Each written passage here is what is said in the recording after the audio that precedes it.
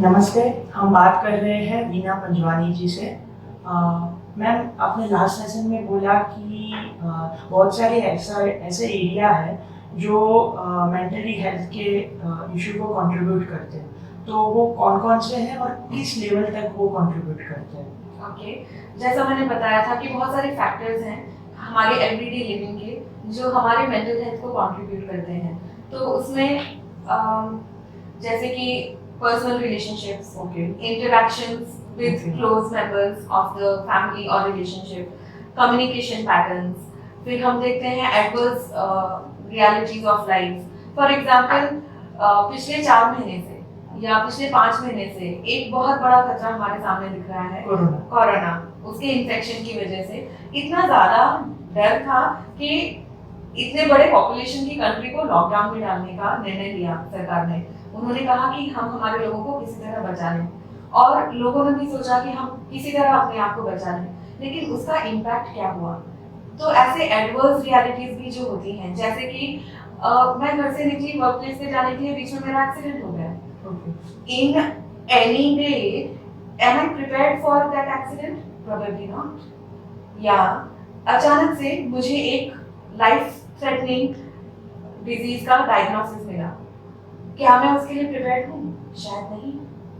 ऐसे बहुत सारे फैक्टर्स हैं जो हमारी सोच को और हमारे इमोशंस को, हमारे थॉट्स और हमारे इमोशंस को अफेक्ट करते हैं। और जब हम एक इनसिक्योर पोजीशन में पहुंच जाते हैं, अपने आप को घिरा हुआ महसूस करते हैं या किसी तरह से घुटा हुआ महसूस करते हैं, तो हमें मालूम है कि हम पूरी तरह से ठीक नहीं हैं।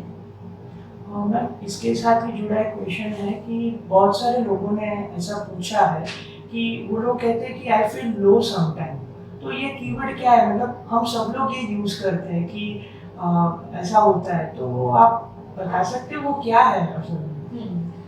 Feeling low. अब फीलिंग लो क्या होता है?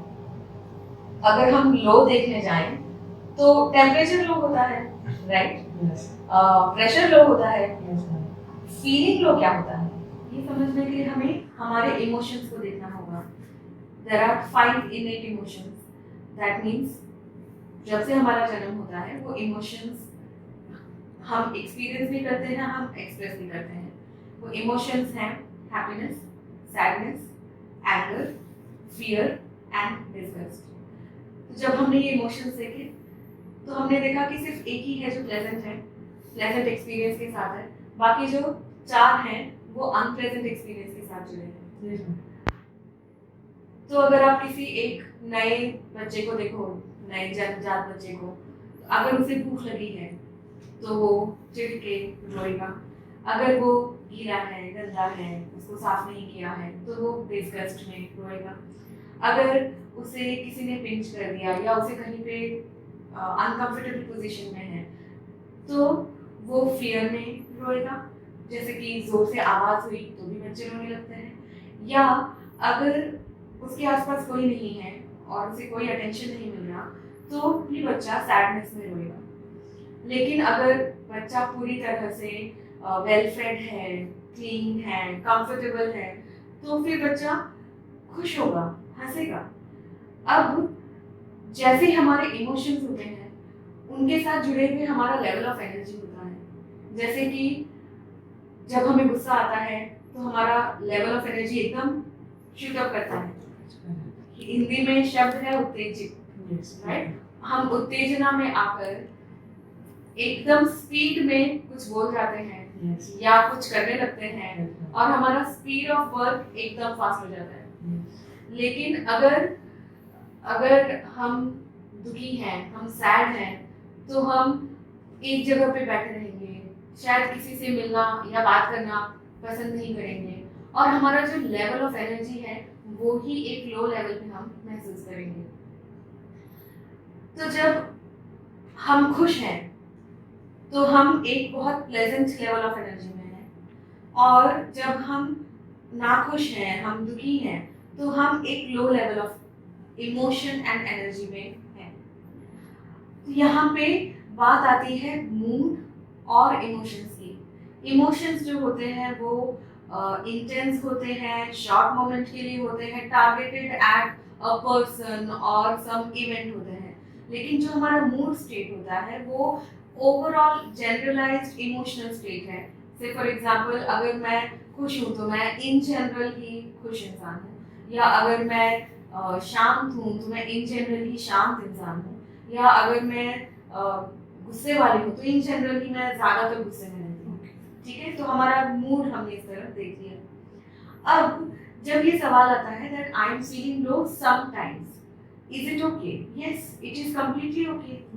जरूरी नहीं है कि मैं हर वक्त खुश हूँ, जरूरी नहीं है कि मैं हर वक्त एक अच्छे मूड स्टेट में हूँ। मतलब वो ह्यूमन इमोशन ही है तो बिल्कुल चलता है कभी ऊपर नीचे होता रहता है, उतार चढ़ाव जरूरी है।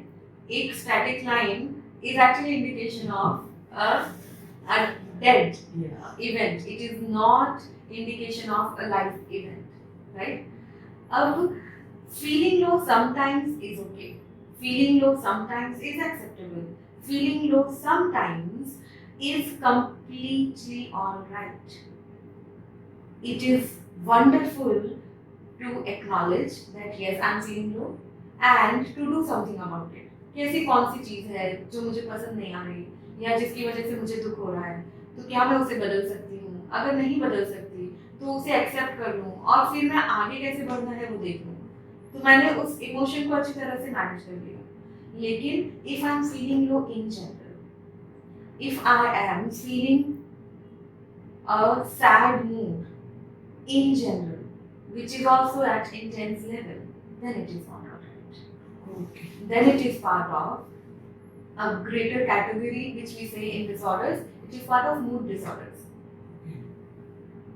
And the very common diagnosis associated with it is clinical depression or major depressive disorder.